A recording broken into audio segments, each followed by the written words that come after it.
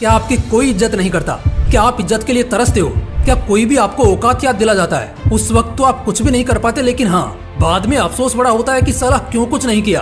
क्या आपको भी चार लोगों में बार बार बेइज्जत होना पड़ता है? जब भी चार लोग जमा हो तो आपका ही मजाक बनता है।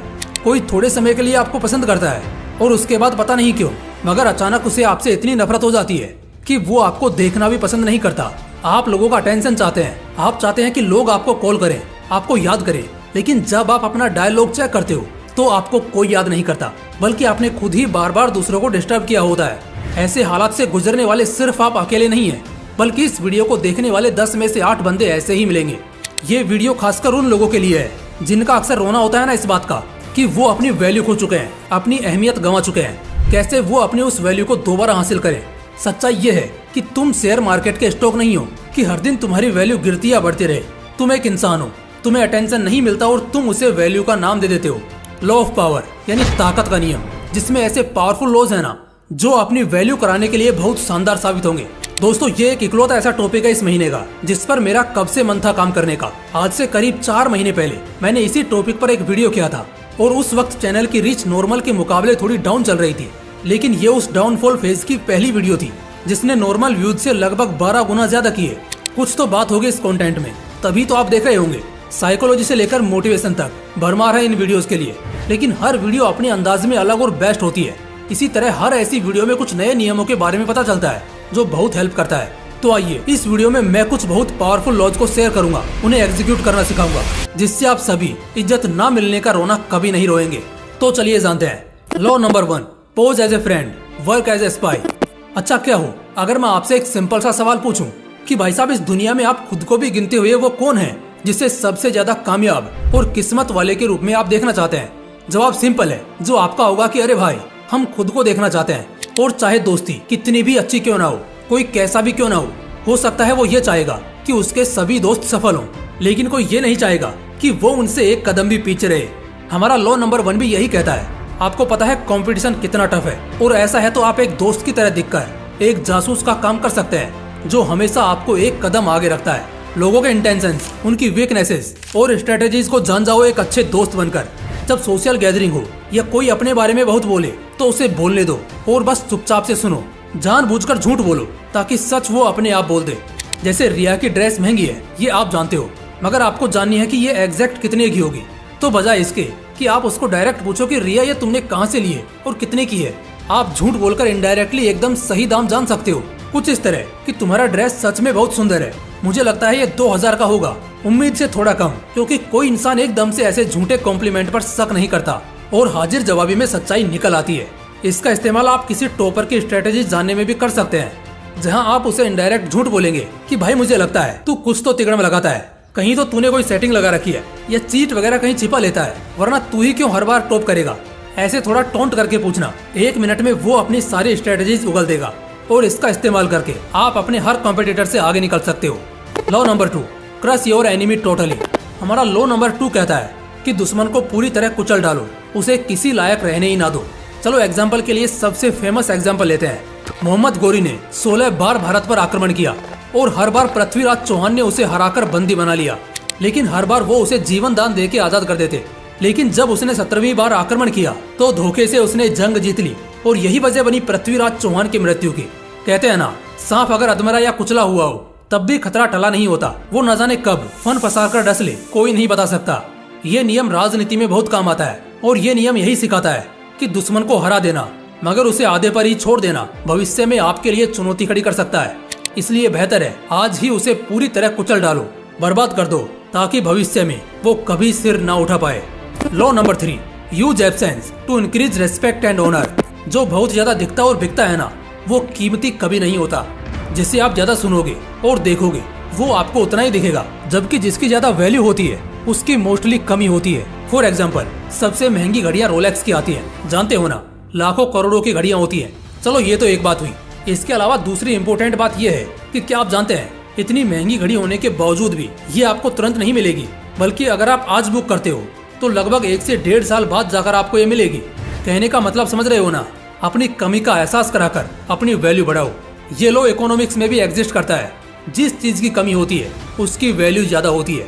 कोई भी इंसान ले लो जिसे तुम बुलाओ और वो तुरंत भागा भागा तुम्हारे पास आ जाए, बहुत ऑब्वियस है तुम उसकी इतनी ज्यादा वैल्यू नहीं करोगे, क्योंकि वो कभी भी मिल सकता है, ये तुम्हें पता है। लेकिन कोई ऐसा जो बड़ी मुश्किल से टाइम लेने और देने पर ही मिलता है, तो शायद ऐसे इंसान को मिलने पर तुम उस दूसरे इंसान को इग्नोर करने में 1 सेकंड का भी समय नहीं लगाओगे।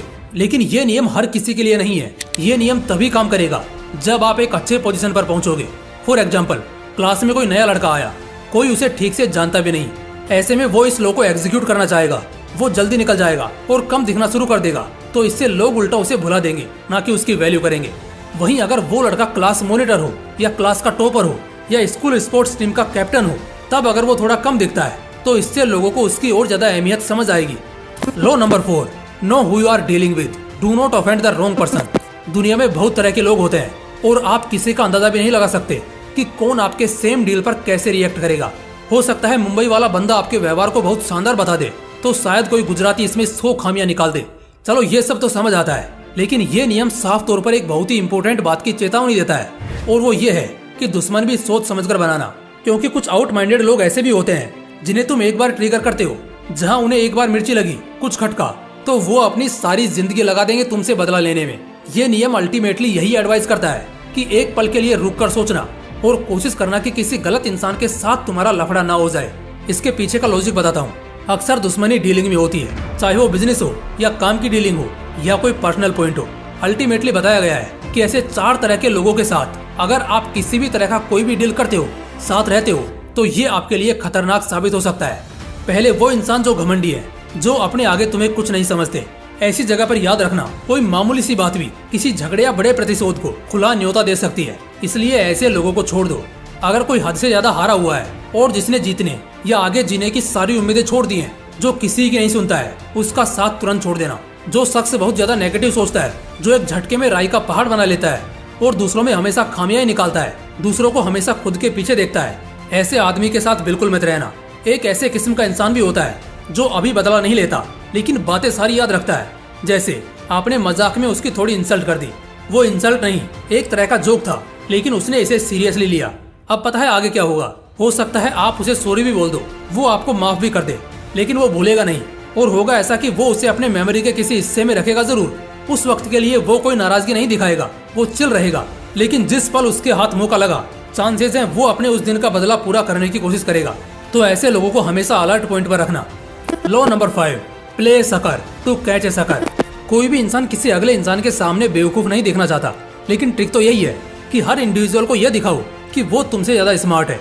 और एक बार वो खुद को तुमसे ज्यादा स्मार्ट समझने लगता है, तो फिर वो गलती से भी तुम पर किसी तरह का शक नहीं कर सकता कि तुम उसे मात दे सकते हो या कोई गजब का दांव खेल सकते हो। 3 इडियट्स का रेंचो तो याद ही होगा तुम्हें। बंदा कभी दिखाता नहीं था कि वो सबसे स्मार्ट है, और इसी वजह से साइलेंसर उसे हमेशा हल्के में लेता था। लेकिन जब बोर्ड पर रिजल्ट लगते थे, तब साइलेंसर क्या, बल्कि रेंचो के जिगरी दोस्त, यहाँ तक कि उस इंस्टीट्यूट का प्रिंसिपल भी शौक में रहता था कि ये बंदा कैसे टॉप कर गया। और सालों बाद जिस कंपनी के साथ डील करने को साइलेंसर मरा जा रहा था, रेंचो उसी कंपनी का मालिक निकलता है। तो बस ऐसा ही कुछ होता है हर किसी के केस में। जमाने को दिखाओ कि तुम बुद्धू हो, तुम्हें कुछ नहीं आता, शर्त लगा लो, तुम्हारी तरक्की इतनी रफ्तार से होगी कि जब तक लोग तुम्हारे स्मार्टनेस का एहसास करेंगे, तुम उनके पहुंच से बहुत आगे निकल चुके होंगे। एक बात और दोस्तों, जो आदमी हर वक्त नाखुश रहता है और हमेशा बदकिस्मत, जिसे पनौती भी बोलते हैं, कुछ उसी तरह का दिखाई पड़ता है, तो ऐसे लोगों को अवॉइड करना ही बेहतर है, वरना ये आपके अच्छे खासे पॉजिटिव पावर्स को खोखला कर देंगे। लॉ ऑफ पावर के रूल में इसे बिल्कुल एक इन्फेक्शन बताया गया है। एक ऐसा इन्फेक्शन जो इंसान की अच्छी खासी खुशियों को, एक अच्छे खासे कॉन्फिडेंस को निगल लेती है। तो जो भी लोग आपको ऐसे मिलते हैं जो हमेशा उदास होते हैं, उन्हें अपने अच्छे दिनों में भी जानबूझकर डिप्रेशन में जाना होता है। और माहौल चाहे जितना भी चिल आउट क्यों ना हो, वो कभी नहीं बदलते। तो ऐसे लोगों को कभी दोस्त मत बनाना और ना ही इनको ज्यादा सीरियसली लेना, बल्कि सीधा सीधा अवॉइड कर देना। दोस्तों, अगर वीडियो अच्छा लगा तो इसे लाइक जरूर करना, और हाँ, अगर आप मोटिवेशनल विंग्स पर अभी नए हो तो इसे सब्सक्राइब करके बेल आइकन भी जरूर दबा लेना। बाकी फिर मिलते हैं इसी तरह के एक और बवाल वीडियो के साथ। जय हिंद, जय श्री कृष्णा।